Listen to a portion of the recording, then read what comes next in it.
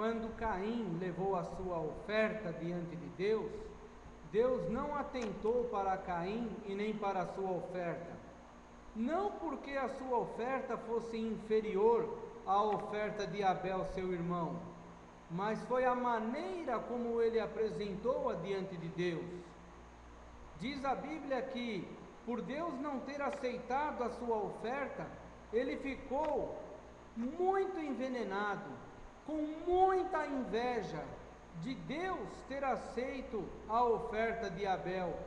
Sendo assim, pensou consigo, algo terrível, levou-o para o meio do mato, distraiu-o e matou, assassinou o seu irmão Abel. Deus pergunta por Abel: cadê Abel, Caim? Sou eu guardador do meu irmão? Responde com arrogância: por que você o abençoou? Por que você aceitou a oferta dele? Por que você atentou para ele, para a sua oferta, e para mim não atentou? Ele é melhor que eu? Você só tem olhos para ele? E assim criou no seu coração um ódio mortal pelo seu irmão e por Deus, que havia reconhecido a oferta de Abel e não a dele. Quantas vezes nós não deixamos esse espírito satânico dominar os nossos corações e entrar na nossa vida? A gente vê alguém prosperar, um irmão na fé, alguém que se apresentou diante de Deus com um coração voluntário e que por isso foi abençoado.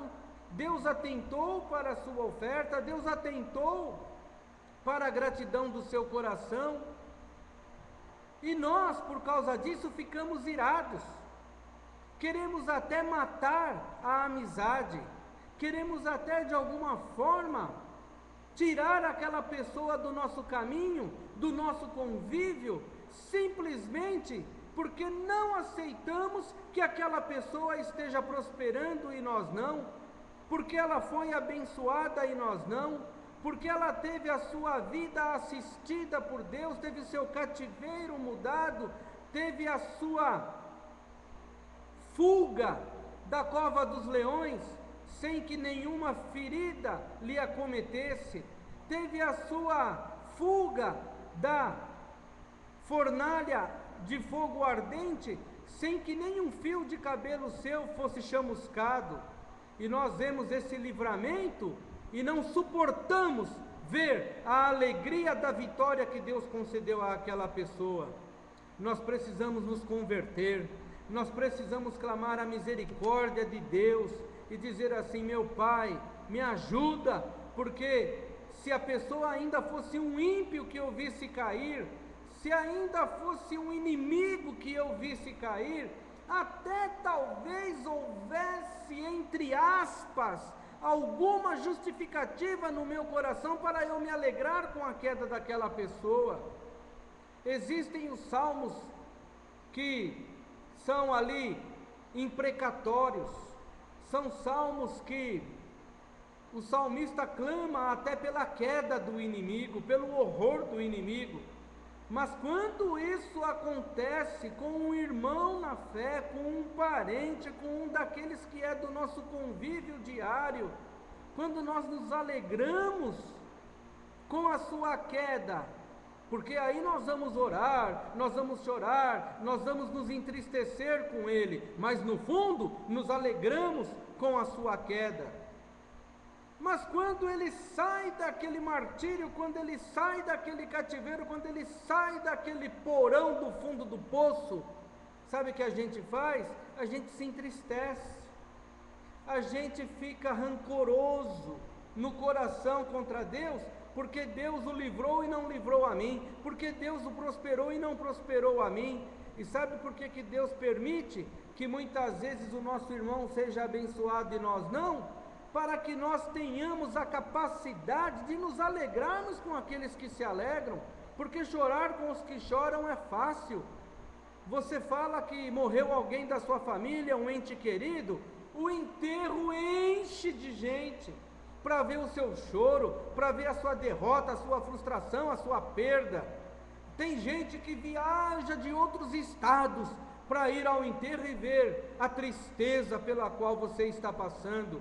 Mas quando você fala que um filho seu vai casar, quando você fala que você vai dar um culto em ações de graças porque você conseguiu uma casa nova, ou porque você conseguiu uma promoção no seu emprego, ou porque você conseguiu uma vitória na justiça, e você então vai se alegrar, e você então vai dar um culto de ações de graças por causa disso, não aparece ninguém para se alegrar com aqueles que se alegram.